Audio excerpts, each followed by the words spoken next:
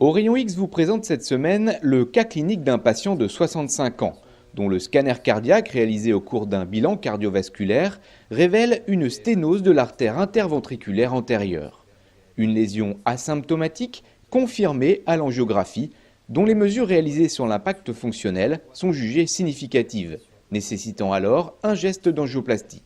Geste guidé par OCT ou tomographie par cohérence optique, une technique d'imagerie qui permet d'analyser les coronaires de l'intérieur. Illustration commentée par le docteur Nicolas Amabil. C'est une imagerie endocoronaire dans laquelle un cathéter est placé au sein de l'artère et on va remonter au sein de l'artère pour nous laisser apparaître la structure de notre artère. Et vous voyez qu'ici, quand on arrive sur la lésion repérée, on voit tout de suite que la lumière est rétrécie et en fait ce patient a une infiltration athéromateuse de l'ensemble de son artère. Et ça, l'OCT nous permet de le voir alors que l'angiographie ne nous permet pas forcément de conclure. Ça, c'est la vue déroulée de l'artère interventriculaire antérieure. La sténose que nous avions repérée sur le plan angiographique est ici.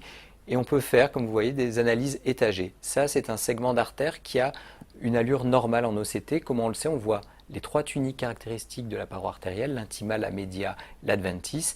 Il n'y a pas de dédifférenciation entre l'intima et la média, ça signe une artère qui est à peu près saine. Par contre, quand on est sur cette lésion-là, qui est donc la lésion serrée chez notre patient, on voit qu'on a une dédifférenciation complète des trois tuniques, une accumulation d'un matériel mixte en sous-intimal, avec en partie des lipides et en partie des calcifications qu'on reconnaît à leur bord net et à leur aspect d'hyposignal. En amont de la lésion qu'on avait repérée, on retrouve cet aspect de calcification. Vous voyez qu'en fait, ici et ici, c'est très très différent de la paroi normale et on voit des calcifications annulaires qu'on n'avait pas vraiment supposées sur l'angiographie conventionnelle. Donc vraiment, l'OCT nous donne un plus pour l'analyse de l'artère. Et également, elle va nous permettre de préparer notre geste. Pourquoi? Parce qu'on va faire de l'angioplastie coronaire avec un stenting.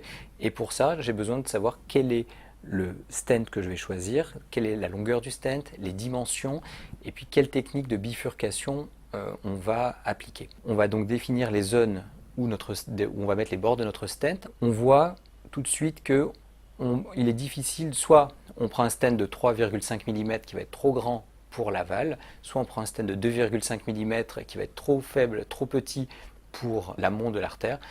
Et donc ça va être à nous de faire la balance et d'appliquer une technique particulière pour, avec un stent, nous appliquer correctement sur toutes les parties de l'artère.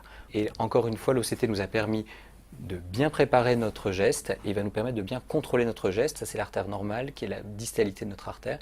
Et vous allez voir apparaître ici ces petits points lumineux qui sont les mailles de notre stent, qui sont accolés à la paroi artérielle.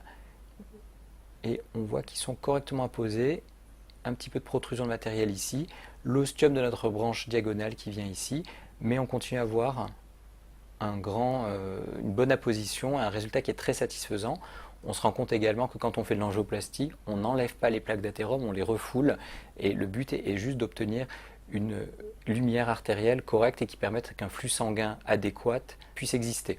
Si on regarde notre artère diagonale maintenant, et la zone la plus intéressante c'est celle-ci, qui est l'ostium et la bifurcation. Alors cette artère n'est pas stentée contrairement à l'autre dans sa partie distale, mais ce qui est important, c'est de s'assurer que cette partie-là soit bien libre et qu'il n'y ait pas de maille qui ait une position erratique.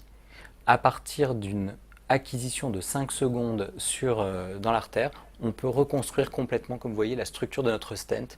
On voit la discongruence de calibre entre la partie l'IVA2 et l'IVA proximale. On voit le guide qui passe et on voit qu'en fait, d'une structure de base cylindrique qui est le stent, on peut arriver à faire un vrai carénage de notre paroi artérielle et optimiser notre résultat. Et en fait, ce patient, je continue à le suivre en consultation et il n'a jamais fait aucune complication et il va très bien. C'est la fin de ce numéro, merci de votre fidélité et rendez-vous le mois prochain pour suivre un nouveau cas clinique.